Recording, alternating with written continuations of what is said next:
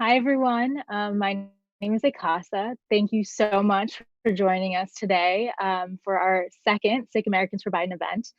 So there are a lot of issues, as we know, that directly affect the Sikh American community. But this one particular issue, given our physical identity, leaves us particularly vulnerable, and that is discrimination, whether it be in the workplace, xenophobia on the street, or even obtaining religious accommodations. And so today we have a really, really exciting group of panelists assembled to talk about not only their personal experiences when it comes to discrimination against Sikh Americans in the United States, but also about how the Biden platform will directly address not just discrimination when it comes to the South Asian community, but specifically the Sikh American community. As a brief note, I just wanted to say that the panelist participation does not reflect the endorsement of a candidate by its organization that they're employed by, but that these are just the individual opinions of each of the panelists and the speakers today. So without further ado, I would like to introduce Simranjeet Singh, who will be delivering a spiritual reflection. So for those of you that may not know already, Simranjeet is a really prominent scholar and activist within our Sikh American community, and he'll be talking about why it's within the best interest of the Sikh American community to vote for Biden in this upcoming election. Thanks, Simran. Waheguru Ji Ka Khalsa, Waheguru Ji Ki Fateh. Just want to start by a quick invocation that we use in our tradition. Ik Onkar Satnam Karta Purakh Nirbhau Nirvair Akal Murth Ajuni Sahapam Gurpreet.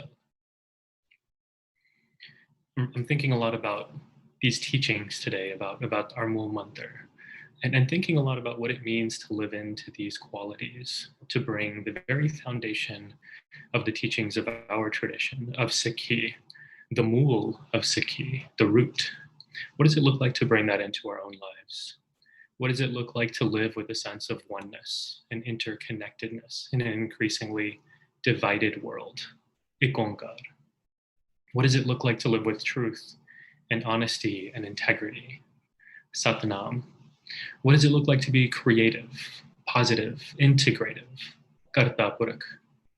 To be fearless, to be without hate and without enmity, to be timeless, to leave legacies that live beyond us, to be independent, to be sovereign, to be autonomous, to be self-reliant and self-created, and to do all of this with the humbling sweetness of the Guru's grace. These are the questions that Sikhi calls on us to ask ourselves daily. And in my experience, the answer can feel more certain in some moments than in others. It can be hard to remember what these values look like in practice. And it can be unclear sometimes what the right thing to do might be. What does it look like to live by the core principles of Sikhi in a moment where we're dealing with discrimination daily? I don't have to list out what I mean by anti-Sikh discrimination to this group. You all know these as well as I do. That Sikhs have been targets of racist violence since first moving to this country, that we've been denied equal opportunity and access despite constitutional guarantees, that the people we love, like Balbir Singh Sodhi, the communities we know, the Sangats we know, like the Oak Creek community in Wisconsin, that they've been killed at the hands of white supremacist hate. We all know this, and we all do what we can to survive, but that's not good enough. We deserve better. We deserve justice. In a way, this is the story of Sikhi from the time of its founding, with Guru Nanak Sahib seeking equal rights and treatment for all. And what we learn from him is that this seva is not done for selfishness or to appease the ego. That's not seva. Seva is selfless. Seva is justice. Seva is love. Seva is witnessing a tyrant's barbaric massacre of innocent civilians and calling him out fearlessly and unconditionally, just as Guru Nanak Sahib did with Babur. Seva is being approached by Kashmiri Brahmins for help in the face of religious persecution, and despite not being personally affected, stepping up and ultimately giving his life for justice, as we see with Guru Tegh Bahadur Sahib. Seva is devoting your life to uncovering and exposing the mass atrocities against the innocent people of Punjab, and being arrested and disappeared by the police, as we saw with Jaswant Singh Kalra Sahib 25 years ago. So what does it look like to deal with the discrimination that Sikhs are enduring in the United States today? When we look at our history and when we look at our Bani, it's clear that Sikhi calls on us to act selflessly from a place of deep and resounding love. Seva is where our actions meet our egoless spirit and move us towards justice. This is the way of Sikhi. I also want to say that it's not uncommon for us to see these sacrifices that our heroes have made, like Mata Gujri, Jaswant Singh Kalra Sahib, and to feel like the costs are too high. But when these doubts enter into my mind, it helps me to remember the wisdom of Guru Nanak Sahib, who says, "Jo to prem khilan ka chao, sirdar tali kali mariyo." He says, if you want to play the game of love, come to me with your head on your palm. And let's be clear, sacrifice does not necessarily mean giving ourselves to death. Sacrifice means truly letting go of our egos and learning to live with love. Remembering our history and the state of our community also puts into perspective the challenges of anti-discrimination in the US. Yes, we saw a 300% rise in reported hate incidents targeting Sikhs last year. And yes, we need to take these seriously. But we must also remember that we've been persecuted far worse. With multiple Kallukare, we've always come out in Jardikala. Keeping our history in mind can help us stay grounded and can help us from falling into the mentality of victimhood.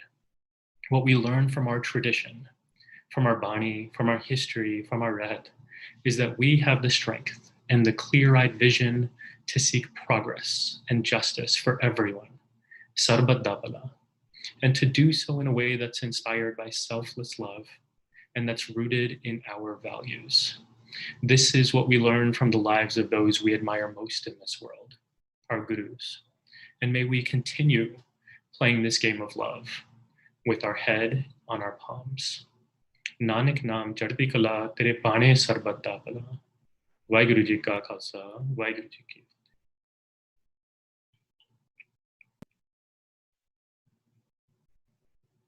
Thank you, Simran, for that incredibly powerful reflection. I think especially, in a time like this where things are increasingly difficult, where it's easy to want to give up and throw our hands in the air and say that there's too much wrong with the world for us to even try. I think it's really important to maintain that value that you said of Jarbigla. And so with that, I want to introduce Sim Singh, who is the director of Sikh Americans for Biden, to say a little bit more about the event today and why it's so important to be talking about these issues. Thank you, everyone, for joining us today. We're really excited to have you join us and so glad to have an amazing lineup of panelists tonight joining Sikh Americans for Biden. As Simranji had said, Sikh Americans have helped build our nation from the ground up and made life for all Americans better. We helped build railroads, feed millions of Americans through farming and Seva, made the internet more accessible by inventing fiber optics, fought for civil rights, and created untold numbers of jobs and made sacrifices to defend our nation. Despite all this progress of Sikh Americans for the past 125 years, we're still not treated the same as other Americans. Encounters with law enforcement and at airports can be difficult for the community. And whenever xenophobic rhetoric stokes hate, the civil rights and liberties of Sikhs are put at risk. In other cases, we're asked to make an impossible choice between gainful employment or service to our country and the right to practice our faith. Discrimination against the Sikh community takes many different shapes and forms. However, our struggle for equal treatment has largely been overlooked. Established in 1965, the U.S. Equal Employment Opportunity Commission is tasked with enforcing federal laws preventing discrimination against job applicants and employees based upon race, color, religion, sex, national origin, age, disability, or genetic information. However, federal funding for the EEOC has not kept pace under a Trump presidency. Rather, funding for the EEOC has been cut, and the number of employees at the EEOC fielding discrimination complaints has decreased dramatically. President Trump likes to say he cares about religious freedom and discrimination, but he usually isn't talking about minority religions or respecting the rights of Sikhs. President Trump hasn't even bothered to take a stance on ensuring that Sikhs are able to work for our nation's largest employer, the US military. And President Trump has already packed the federal courts with hundreds of judges who have adopted a twisted integration of religious freedom that prioritizes the right to discriminate above the civil rights of all Americans. Since the confirmation of Supreme Court Justice Gorsuch and Kavanaugh, the Supreme Court has given religious employers more license to discriminate while requiring that taxpayers fund these groups. So it comes as no surprise that President Trump has nominated Judge Amy Coney Barrett, someone who exemplifies a commitment to religious discrimination rather than equality for all. And with that, I want to turn it back to Akasa to introduce our esteemed panelists today.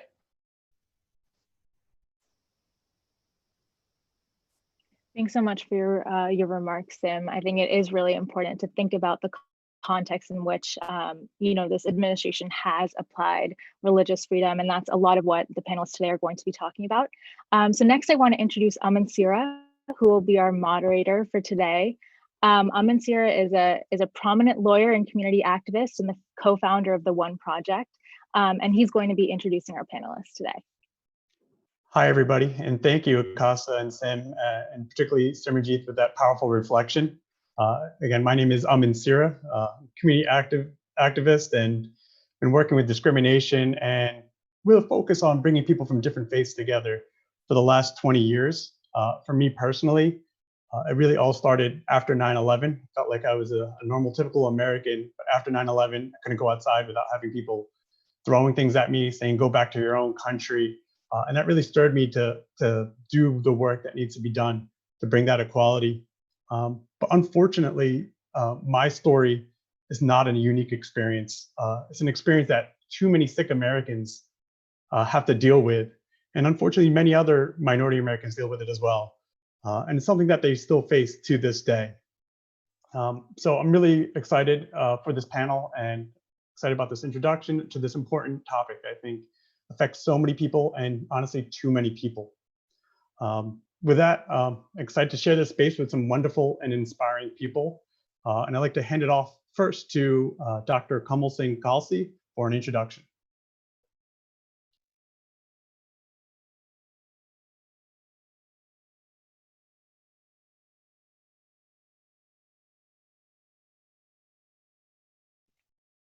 Kamal, I think you're muted, actually. Thank you. All right. So again, thank you, Ikasa. Thank you, Sim. Thank you, Simranjeet. Thank you, Amman, for bringing us all together. I'm a community advocate like everybody else. And I think Sikhs are all born with that passion to sort of change the world. My story sort of took me down the path to joining the military. And so back in the day, I was the first Sikh to get the accommodation for that. And I think it's important to note that, Biden represents all of that progress that we made on the Sikh military issue. He was there, we connected with him. He certainly helped with our accommodations, and certainly the Biden Obama administration was critical in helping us secure our policy change. So again, this is just I'm a pleasure. It's an honor to be here today, and I'm speaking just on my own behalf. So I'm not speaking on behalf of the Army or DoD, but really looking forward to this panel. Thank you, Dr. Kamal Kalsi. I know your story has been super influential to myself, and I think you've inspired so many Sikh Americans throughout the country. Next up, I'd like to hand it over to Sabrina Singh.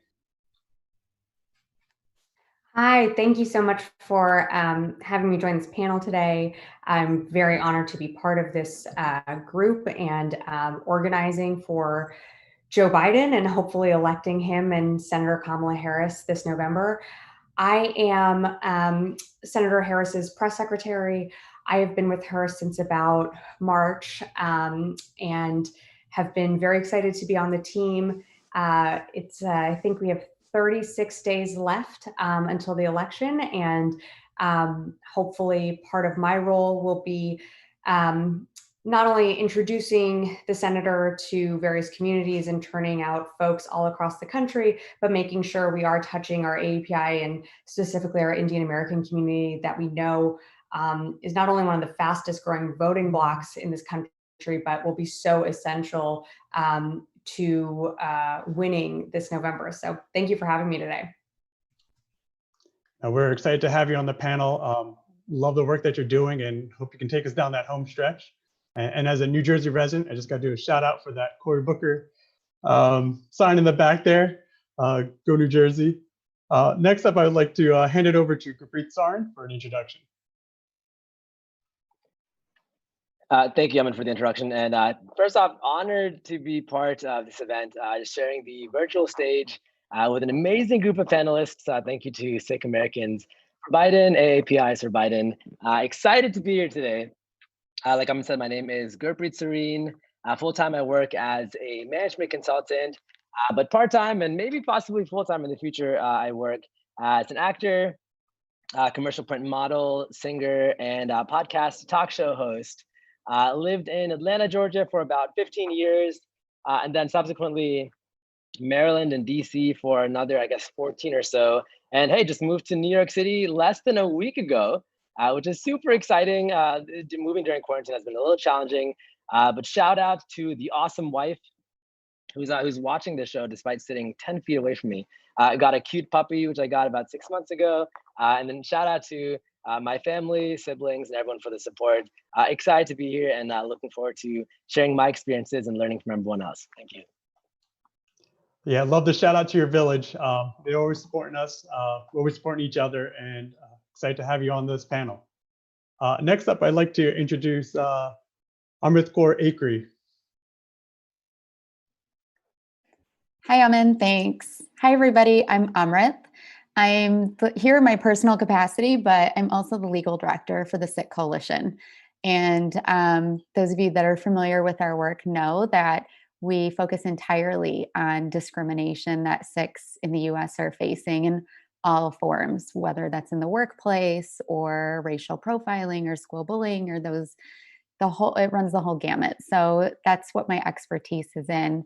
Before this, I was a Cook County Assistant State's Attorney in Chicago, where I live with my family for over 11 years. So I have a lot of experience with hate crimes and with dealing with a lot of the crimes and discrimination that Sikhs face and continue to face.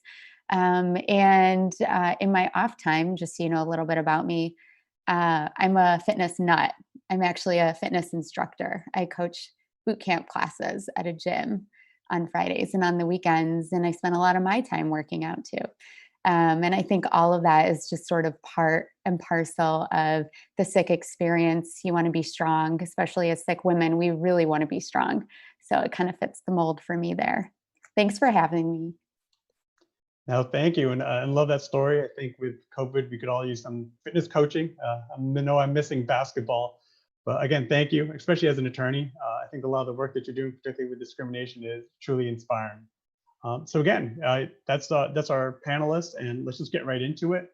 The first thing I want to start off with is I know in my introduction, I talked about how discrimination was a big part of my path to get started in as a community advocate. I want to just kind of pose this question to each of you and see, how has discrimination in your personal lives, with your family, with your friends, molded who you are and the path that you've taken in your career in life? Kamal, if we can get started with you first. Sure. So should we all keep our videos on once we start, or yeah, sure. We can just have all the panels have their videos on, and feel free to jump in after other people are speaking with your stories. Sure. So I guess growing up here, I never really thought military service was an option. My family, I guess, wanted me to either be a a doctor, an engineer, or one of those things. So I became a doctor, but then when the opportunity presented itself, I jumped at the chance of becoming a soldier, and I think that was largely influenced by family, family history of service, and had a lot of friends from high school too that went into the military. So I wanted to be able to be a part of that community, be a part of something bigger. And I know a lot of Sikhs feel the same way. So it was important for me to help open that path. And a lot of you guys have been with me been along with me on that journey. So to all of you guys that pulled, thank you.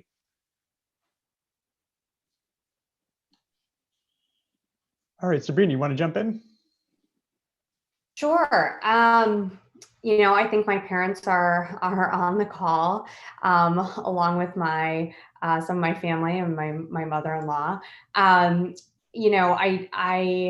think that something that drew me to the political world was that you didn't see many Indian Americans participating, I thought, in different levels of government. And I think my parents maybe still to this day probably want me to go to business school at some point or grad school to, further my education. But I think that when I came to DC, something that I noticed was that, oftentimes I was the only person in the room that looked like myself, which I'm sure so many of us on this call also felt that way. And that's something that Senator Harris talks about a lot. And when I started working at the DCCC in the 2012 cycle, I believe that was the first time that I think Ami Bera was running. And that was the first time that, we saw an Indian American running for Congress and with the potential to win. And then soon after that, we've seen so many other so many other members come in, and Senator Harris is the only one that is in the Senate representing Indian Americans. And so, I think I've certainly seen discrimination, and something that keeps me motivated is knowing that we have a very strong community behind us. And, I think our organizing power is growing stronger as each cycle goes on.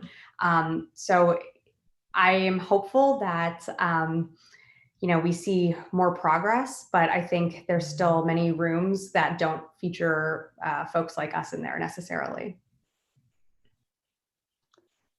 Thank you, Sabrina.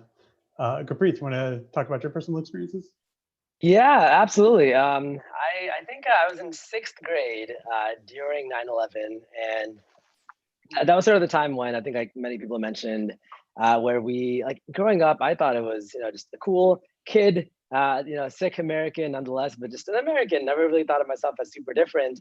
But then after 9/11 and how sort of, people that weren't the quintessential Americans were portrayed, and then how your classmates sort of started looking at you, and then you're sort of like yourself sort of start feeling different, and not that you don't belong. And I think that was probably the first point at which I realized, okay, maybe I am different, not in a bad way, but sort of unique.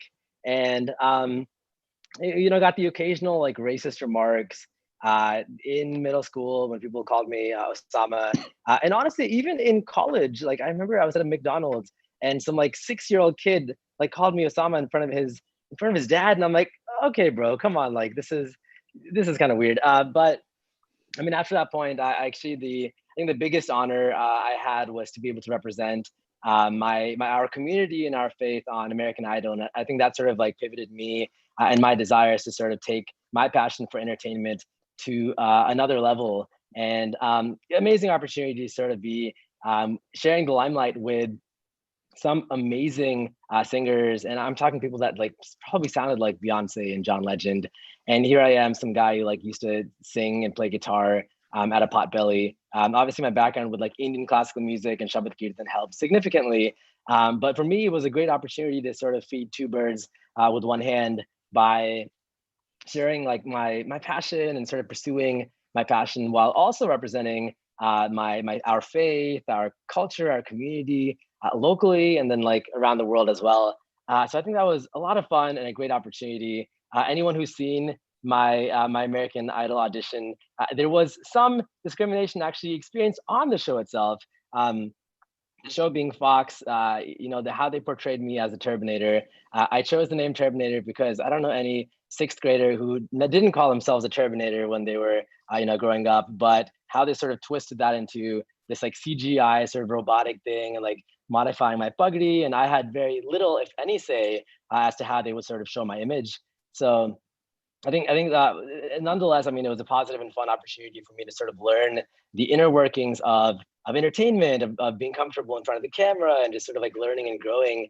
But I learned that it's very important for us to tell our own stories, whether we are in charge of telling our own stories or at least proactively being involved in like telling our stories. So I think there's a lot of opportunity for us in every industry, and I speak like specifically from the entertainment industry of how we can sort of capitalize or use the fact that we have such passion and such interesting and such unique stories, and how we can sort of mold and tell them in a way that makes people excited and comfortable and not ignorant and racist and intolerant of us. So yeah, I think that my experience sort of started off when I was younger, and then had a chance to sort of experience entertainment, and then take that to, hey, you know, I have the opportunity in an industry where there isn't so much representation to sort of help tell those stories. And so it's an honor and a pleasure, and I'm enjoying it.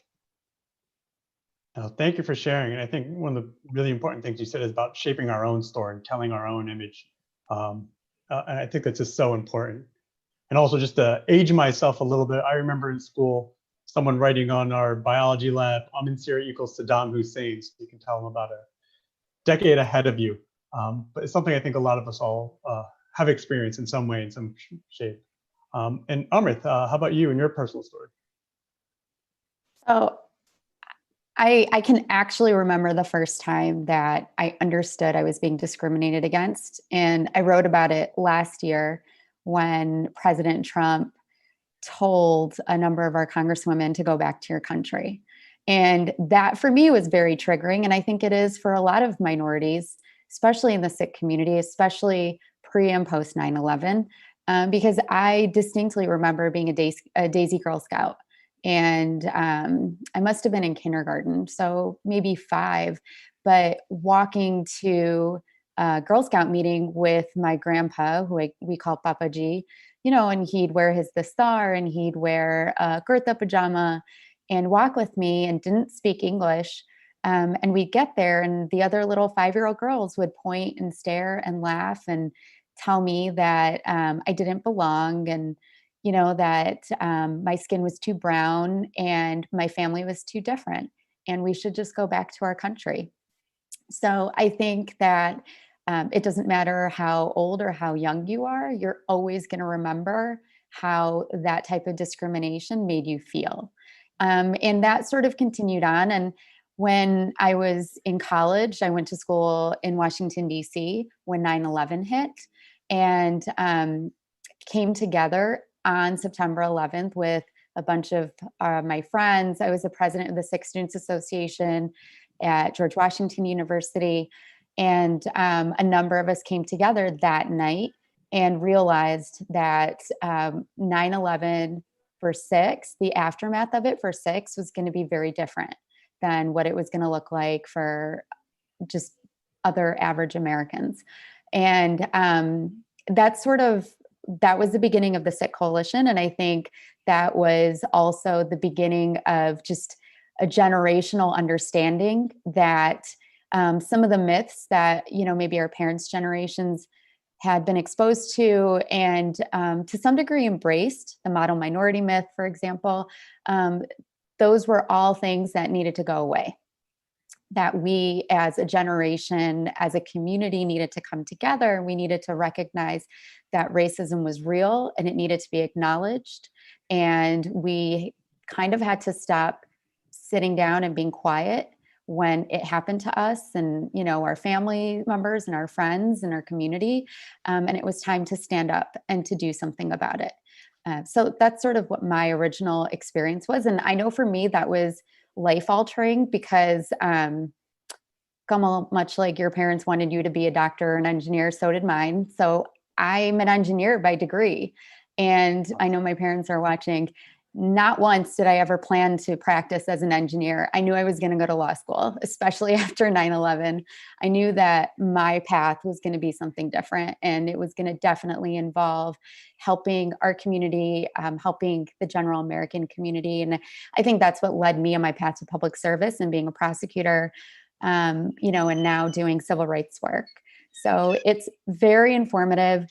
And I personally, for me, I know that I can't separate those experiences from the path that I've chosen and, the way I raise my children and the way I live my life. It's all sort of one and the same at this point. No, thank you for that. And I really think that story really hits home for me personally. I know I was one of those people who did the going to go to med school to end up in law school transitions as well around 9/11. And even just talking about some of the things that you talked about the existence of that discrimination post 9/11 and also how it was there pre 9/11. And I think one of the problems with the community, as you were mentioning, is that model minority myth and how too many times it's just we kind of see it as that's just the way it is. And I think that 9/11 and the backlash against the Sikh community kind of focused us and made us realize that that's not okay. It's time for us to act and kind of do something about that. We live in this country that's based off these principles of equal justice for all, but I think in 2020, we still have work to do to achieve that dream. These stories show that deep-seated racism and inequality. And I know lately in the news, we've been seeing a lot of the Black Americans bearing the brunt of this. I want to see if you guys can talk about the experience that you guys have as Sikh Americans, as the people, other Sikh Americans, and how that is in contrast to Black America and how they're seeing this racial injustice. And Amrith, you want to get started on that question? Sure. So I think what's really interesting for us as ethnically South Asian, is we're sort of in that middle mold where many people of the Sikh faith came here to this country as part of the brain drain from India and, came here for a better life, came here in a way that, in a way that was a choice, right? So that in and of itself separates us out from the experience that Black Americans have, because obviously many Black Americans didn't come here by their own choice. And so I think that separates us a little bit. And, I also think that as much as in the Sikh community, we want to we want to separate ourselves from the caste system in India, we do have a class system. It exists, as quiet as we want to be about it. And I think that there's a struggle within the Indian community in general, the Asian community in general, and the Sikh community, where we struggle with our place compared to other minorities' places. I think one thing that we can really learn from what Black Americans are going through, especially right now, is that we sit in a place of privilege despite the discrimination that we've also faced. And as a result, we have a responsibility to speak up and step up for our brothers and sisters that are dealing with even more on a systemic level. And what Black Americans have gone through and continue to go through shows us that they've opened a lot of doors for us as a community, as a minority community, and they deserve our allyship. And I think it's really important for us to recognize the fact that many of our struggles have been made a little easier because the Black community went through that and they paved the way. I mean, when you think about the Civil Rights Act, when you think about voting laws, when you think about zoning and redistricting, either for people of color to move into neighborhoods or for houses of worship to be built in certain areas, Black Americans fought those fights. Sikh Americans were there too. I mean, for over 125 years we've been here, but Black Americans kind of started that struggle. And I think it's unfair to expect them as a community to continue with that struggle alone. And we as a community need to come to a point where we're willing to stand with them, stand beside them, and take the action that they need us to take as well.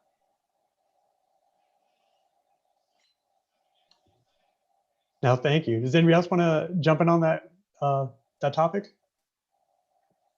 We have. Oh, well, oh, yeah, go ahead. No, please. I was going to say that you know, we share a lot with the African American community, and I agree with Amrith that you know, we do owe them a lot. You know, when we were going through the struggle for our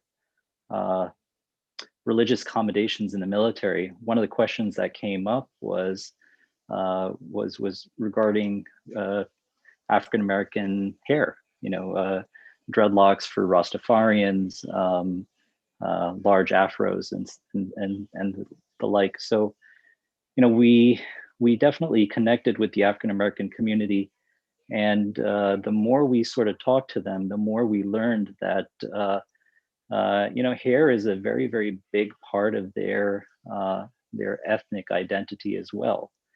Hair is important to them, and when somebody can come to you, when your employer can come to you and say, you know what, your hair's too big, it's sort of like somebody coming in saying, well, you know, I don't like your turban, or I don't like your kees, I don't like your dari, I don't like your beard, you know. So we share a lot of the same struggles with the African American community, and the more we connected with them, the more we realized that we're really we're in this fight together with them. So when we were able to change policy, at least in the Army, that policy change not only addressed turbans and beards and hijabs, but it also addressed dreadlocks, you know, African American hair standards. So I'm proud that we were able to fight not just for our own community, but also engage in a way where we're making a difference for other communities. I think that's the Sikh way.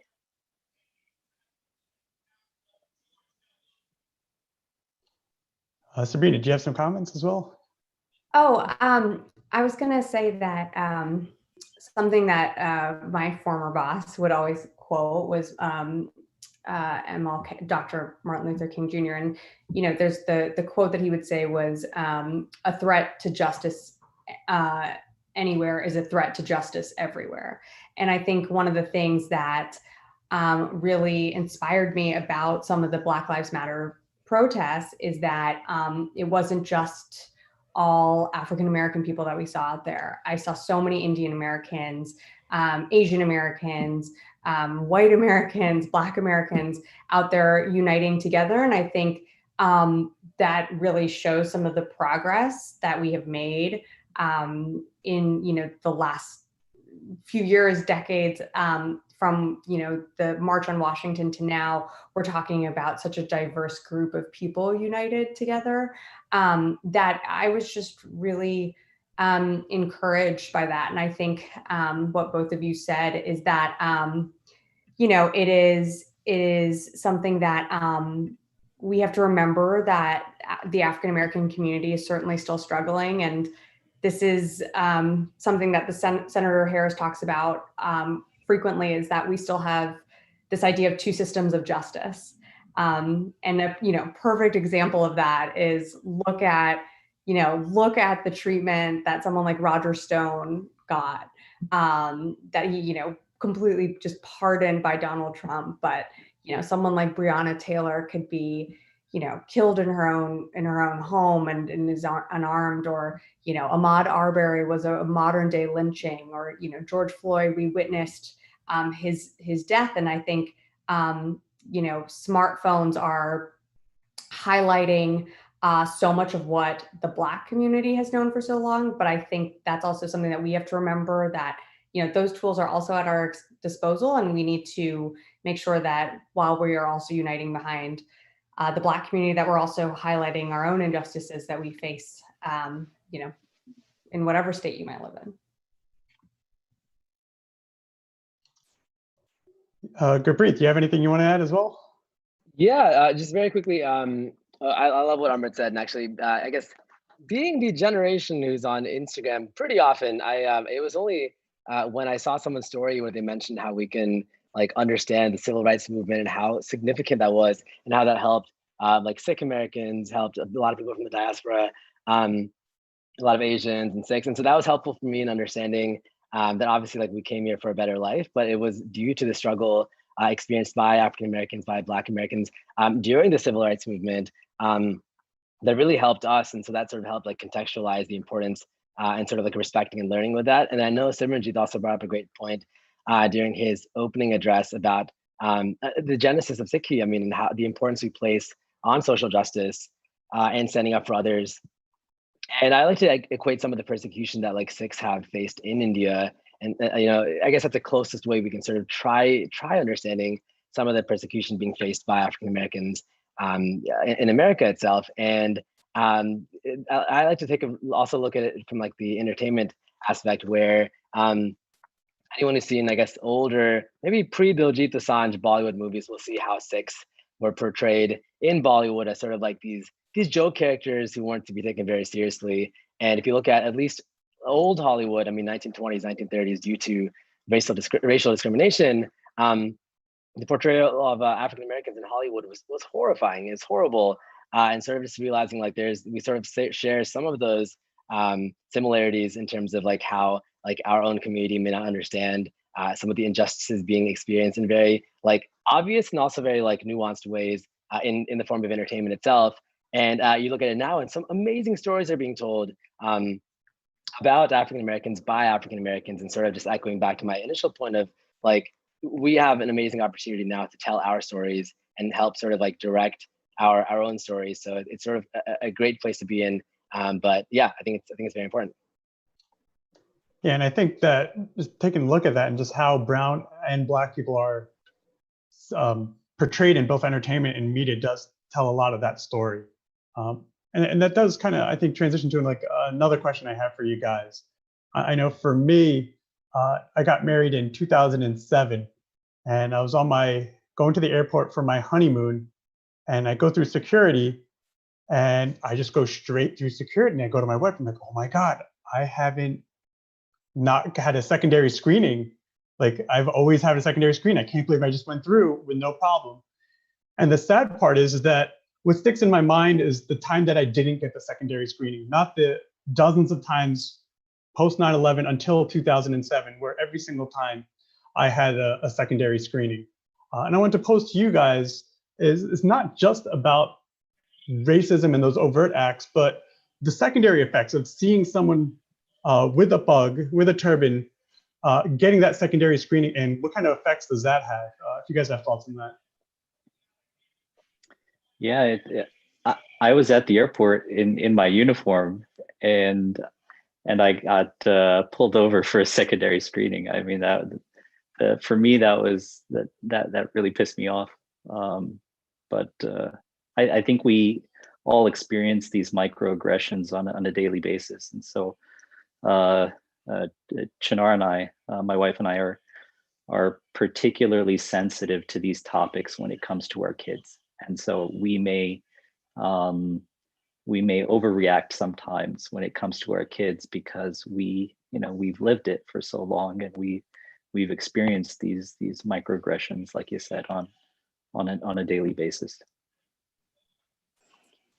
I mean, I think that, beyond TSA, there's so many venues where this happens. I mean, think about all the places where screening is required, right? Going through to watch a baseball game or a football game or another sporting event. Taking the bar exam or your medical licensure exams, these are state mandated, and you're going through secondary screenings. Just in a lot of public schools in America, you have to go through screening in order to enter the schools, especially high schools. These are all places where you're encountering similar types of searches and additional screening that make it really obvious that Sikhs are being singled out, and minorities and people of color are being singled out. And I really wonder, especially as a civil rights lawyer, I really wonder what's the impact of that on people that are watching. beyond TSA, and all of these are just such short-lived encounters. It's not like it's going to go on for hours and hours, right? They might only add a couple of extra seconds to minutes onto the total time of your experience.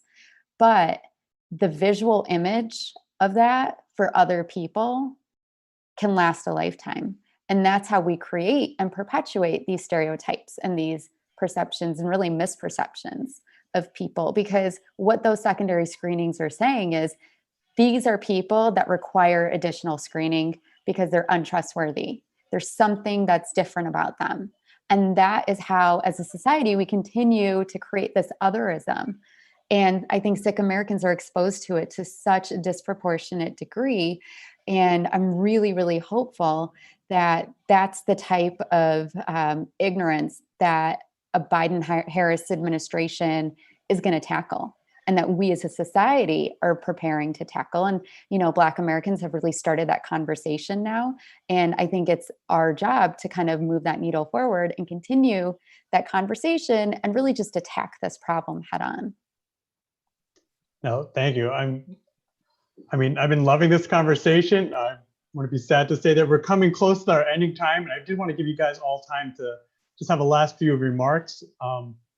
So is, Sabrina, you want to start with just some kind of closing remarks, however you like? Sure. Well, thank you for having me today. It's been an honor. It's been great to be with, you know, the panelists, but also just to have folks join in remotely from wherever you might be watching, your living room or wherever you do your Zooms. You know, I think what gives me hope is that 36 days until Election Day, and, you know, I'd rather be us than them right now. I think, you know, we have a very clear message to the American people that Joe Biden and Kamala Harris are going to deliver for working people, but also are going to, you know, I think they understand, both of them, that the systemic racism, the systemic biases that exist in our system right now are real. And they're real for, you know, Sikh Americans, Black Americans. And so there really needs to be a change. And, you know, speaking on behalf of my boss, I know that she's someone that's going to be a real ally to the community. And I'm very proud to work for the Biden-Harris ticket. And I'm very hopeful that in November, we will have a peaceful transition whenever we, you know, officially know all of the results. But I just hope that everyone on this call, you know, it's a matter of if it's like you talk to one friend, 2 friends, 5 friends, just encouraging everyone to check their voter registration and make sure to go out and vote in November, because truly it's the most important election of our lifetime. Thank you. Thank you so much. Yes, absolutely. Everybody vote. Thanks. Gurpreet, you want to have some closing remarks? Yeah, absolutely. I just want to start off by saying again, thank you so much to Sikh Americans for Biden, AAPIs for Biden, for having me as a panelist for this discussion. I learned a lot, and it was exciting to be able to share my experiences and honestly just be a part of a platform that is so relevant today. What Sabrina just mentioned about like the importance of voting, how this is the most important election of our lifetime. Just being a part of all of that and helping sort of tell our stories is definitely an honor.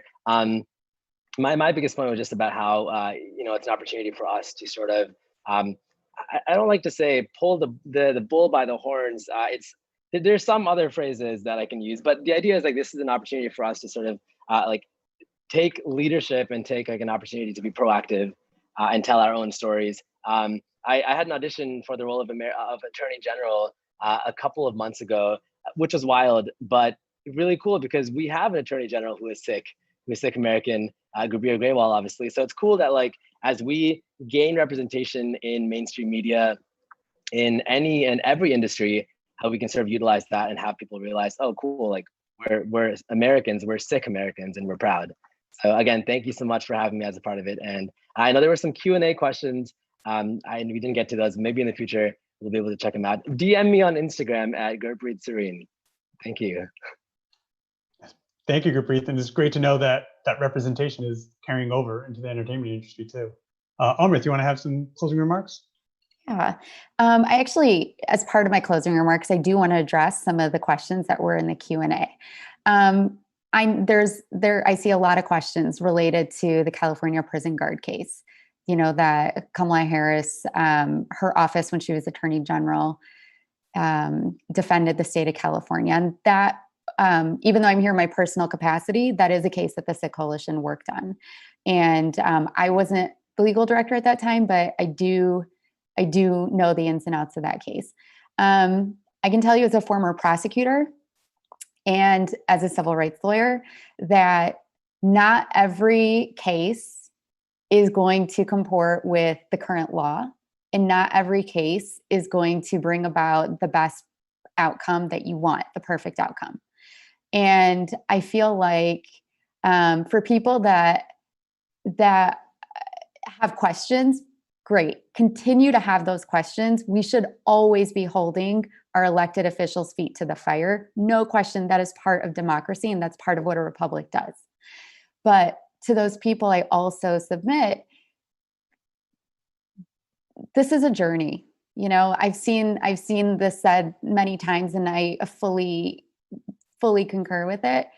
We're all just riding this bus, and we want to go in the right direction. And we want to make sure that ultimately we have greater protections against discrimination, that we as a Sikh American community are a community that's not just an afterthought, but a community that's proactively thought of when our government is looking towards how to protect Americans and how to make sure that everyone is treated equal.